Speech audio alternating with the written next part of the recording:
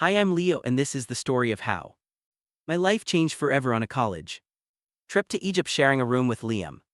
The guy I couldn't stand was already a nightmare, but one night while I was fast asleep, he did something I never expected, and it left me questioning everything I thought I knew about him and myself. What do you think happened? Your thoughts in the comments, and don't forget to like, subscribe, and hit the notification bell for more stories that will keep you hooked. The trip to Egypt was supposed to be the highlight of our final year, but for me it felt like a punishment. Ever since I found out I'd be rooming with Liam, I had been dreading it. Liam, the golden boy of our college, was everything I wasn't: tall, blonde, and athletic. He had a magnetic energy that drew people to him. Meanwhile, I preferred staying in the background, focusing on my studies and avoiding unnecessary drama. From the moment we stepped off the plane in Cairo, the tension between us was palpable. Our professor had paired us as roommates, citing opposite personalities foster growth as her reasoning. I wasn't buying it. Liam had smirked when she made the announcement, clearly amused at my visible discomfort. Our hotel room was modest but charming, with two small beds pushed against opposite walls. The view inside the window showcased stunning skyline of ancient mosques and the faint glow of the desert beyond it. Should have been a moment of awe, but all I could think about was how I'd survive a week trapped in this space with him. So Leo, Liam said as he tossed his bag onto his bed, are we going to spend this whole trip pretending we don't exist, or are we actually going to try and get along? I didn't answer immediately. Instead, I IED myself, unpacking, hopping. He dropped the conversation, but Liam wasn't the type to let things go. Look, I get it, he continued. You think I'm some cocky jock who only cares about myself, but maybe, just maybe, there's more to me than you think. His words caught me off guard. Was he serious? I glanced at him, trying to gauge his expression, but his easy grin gave nothing away.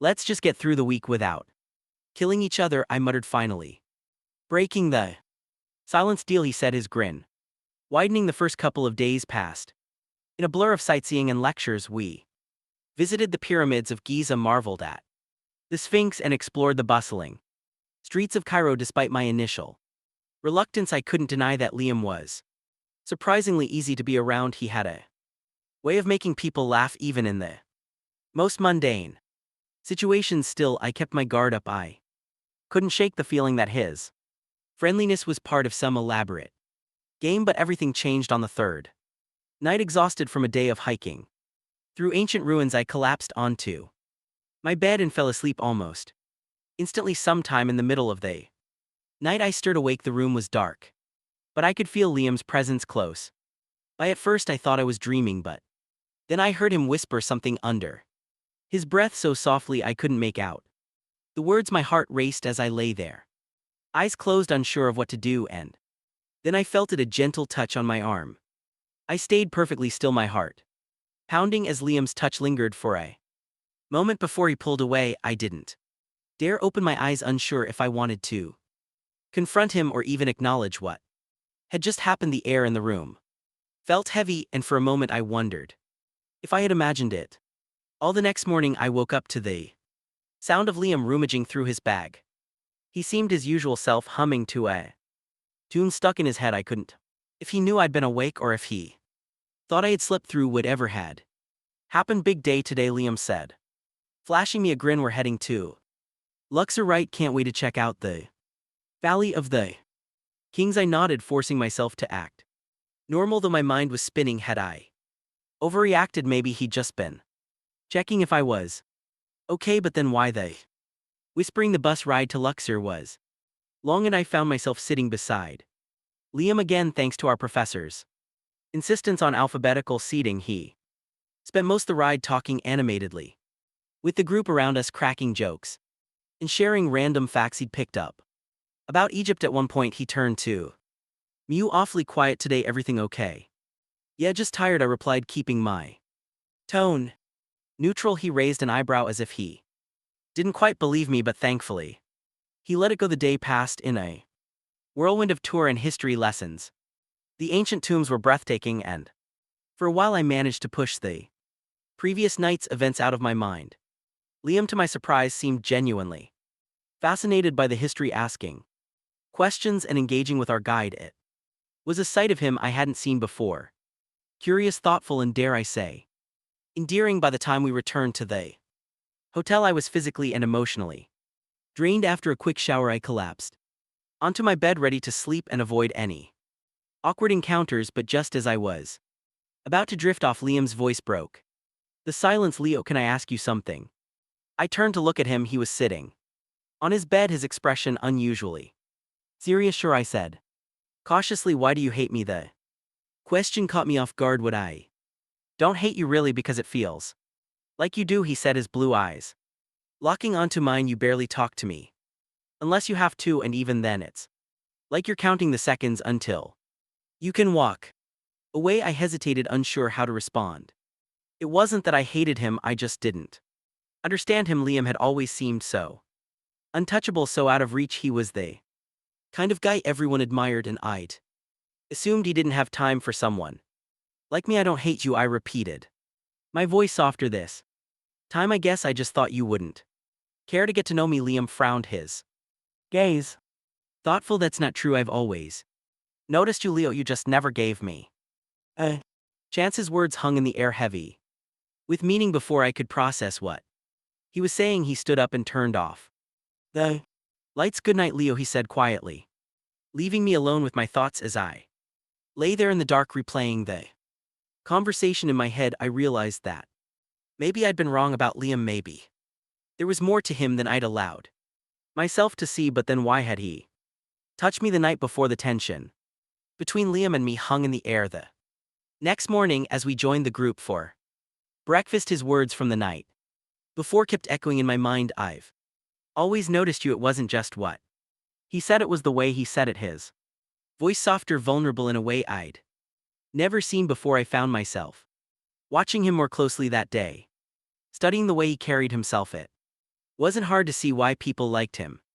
He was charismatic, effortlessly charming, and his laugh had this contagious energy that made everyone around him smile. But there were moments when he'd drift into silence, his gaze distant, and I couldn't help but wonder what he was thinking. Our itinerary that day included a boat ride along the Nile. The group was buzzing with excitement as we boarded, snapping photos of the glittering water and the lush green banks. Liam and I ended up sitting together again, more out of habit than choice. You're quiet again, he said after a while, leaning closer so I could hear him over the chatter, just taking it all in. I replied, avoiding his gaze. He didn't push, which surprised Eurized me. Instead, he stretched out his legs and tilted his head back to soak up the sun. For a moment, he looked so at ease, so unguarded, that I felt a strange pang in my chest. You know, he said suddenly, I don't think I've ever seen you this distracted. Usually you're all business. I glanced at him, unsure how to respond before I could come up with something. The boat jolted slightly, causing me to lose my balance. Instinctively, I reached out to steady myself, and my hand landed on his thigh. The contact was brief, but it sent a jolt through me. I pulled back quickly, mumbling an apology, but Liam didn't seem phased. If anything, he looked amused. You okay there? He asked, his lips twitching into a small smirk. Fine, I said, my cheeks burning. The rest of the ride passed uneventfully, but I couldn't shake the feeling that something had shifted between us. Later that evening, back in our hotel room, the atmosphere felt different. Liam was quieter than usual, his playful energy replaced by something more subdued. We sat on our respective beds, scrolling through our phones in silence. I thought about saying something, breaking the awkwardness, but I didn't know where to start. And then, out of nowhere, Liam spoke. Do you ever think about what comes next? I looked up, confused. What do you mean? After college, he said, setting his phone aside. What we're going to do, who we're going to be, if we'll still talk to the people we know. Now the question caught me off guard. I hadn't given much thought to life after graduation, too focused on just getting through the present. I don't know, I admitted. I guess I haven't really thought about it. Liam nodded, his gaze distant again. Sometimes I feel like I don't even know who I am. Like I've spent so much time being what everyone expects that I've forgotten what I actually want. His words hit closer to home than I Cared to admit I'd always assumed Liam had everything figured out, but hearing him speak like this made him feel human. "You're not alone in that," I said quietly. "I think most of us feel that way. We're all just trying to figure it out." For the first time, Liam smiled, an actual genuine smile that lit up his face. "Thanks, Leo," he said, his voice soft.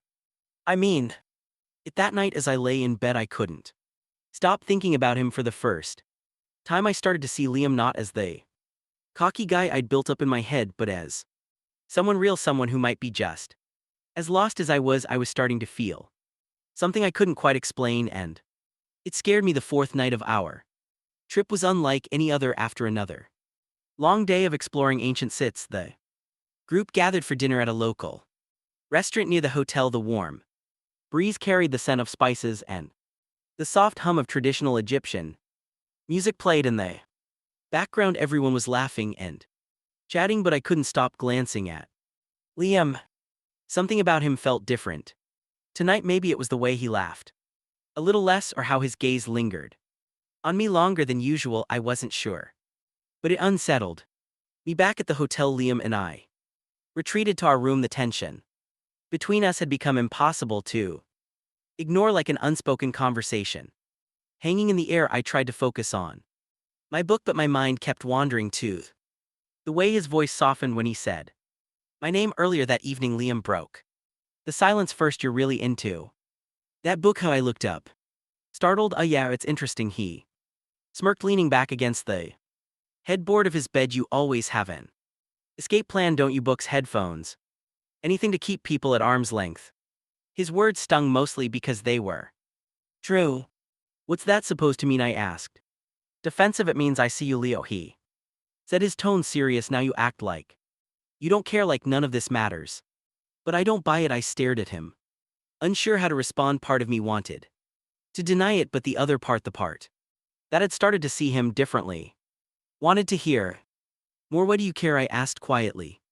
Liam hesitated, his blue eyes locking onto mine. For a moment it looked like he was struggling to find the right words. "Because I know what it's like to feel like you're always on the outside looking in." His admission caught me off guard. I had always seen Liam as the guy who had it all: friends, confidence, magnetic personality. Hearing him admit to feeling isolated shattered that image.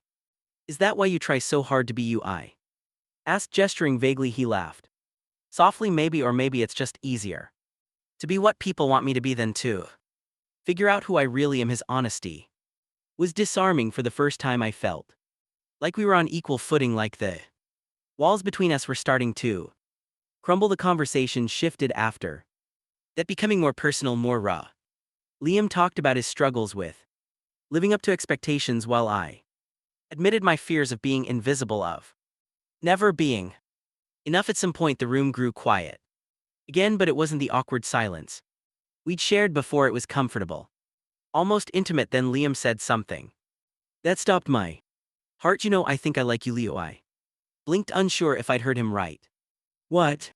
He sat up, running a hand through his blonde hair, clearly nervous. "I mean it. I like you, and I think I've been trying to tell you in a lot of little ways, but I wasn't sure if you'd ever notice." I stared at him, my mind racing.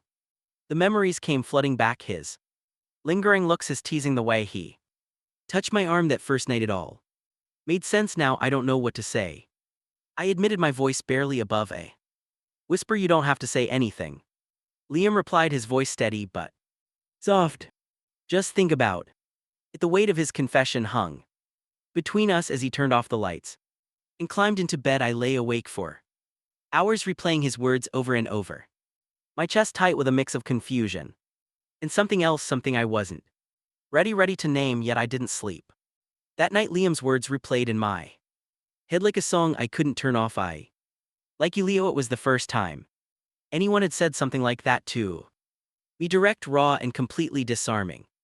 But it wasn't just his words, it was the way he said them, like he had been holding them in for far too long. When morning came, the tension in the room was palpable. We avoided each other's gaze as we got ready for another day of sightseeing. I wanted to say something to acknowledge what had happened, but every time I opened my mouth, the words wouldn't come. As the day went on, the group Visited the Temple of Karak, a breathtaking site with towering columns and intricate carvings. Normally I would have been in awe, but I couldn't focus. Liam stayed close to me, his presence constant reminder of the confession hanging between us. At one point, while the guide was explaining the history of the temple, Liam leaned in close. "Are you okay?" he asked, his voice low enough that only I could hear. I nodded, but I couldn't meet his eyes. "I'm fine," he sighed clearly frustrated. "Leo, we can't just ignore this, not here," I whispered back, glancing at the group around us. That evening back at the hotel, I knew we couldn't keep avoiding the conversation. After dinner, I sat on the edge of my bed, my heart pounding as Liam closed the door behind him. "Let's talk," he said, sitting across from me. I hesitated, unsure where to start. "Why now, Liam? Why tell me this here on this trip?" He ran a hand through his hair, nervous habit I'd started to notice, because I couldn't keep pretending. I thought maybe if I said nothing it would go away, but being here with you, sharing this experience, it just made everything clearer. How I asked, my voice trembling, "that I don't just like you, Leo. I think I'm falling for you." His words hit me like a tidal wave. I had spent so long convincing myself that Liam was just an arrogant guy who didn't care about anyone but himself, but now as he sat there looking at me with such vulnerability, I realized how wrong I'd been. "I don't know if I can give you what you want," I admitted, my voice barely audible. "I'm not asking for anything," he said softly. "I just need to know if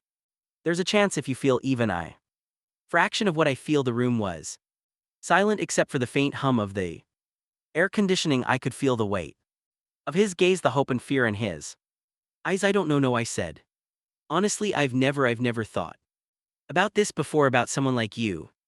"Someone like me?" he echoed, a small smile tugging at his lips. "You know what I mean," I said, my cheeks flushing. Liam stood and walked over to me, closing the distance between us. He knelt in front of me, his hands resting lightly on my knees. "Leo, I don't need you to have all the answers right now. I just need you to let yourself feel. Can you do that?"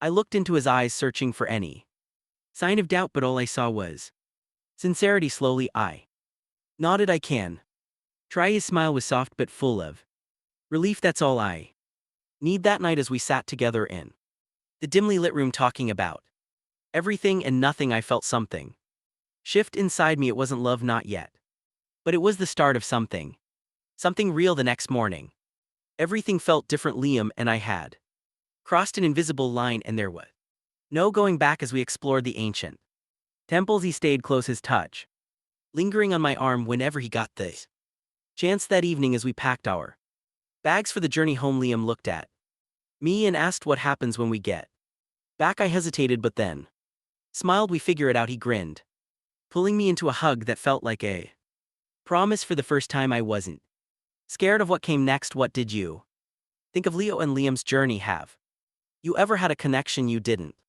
expect? Share your story in the comments. And don't forget to like, subscribe, and hit the notification bell for more heart-stopping stories like this one.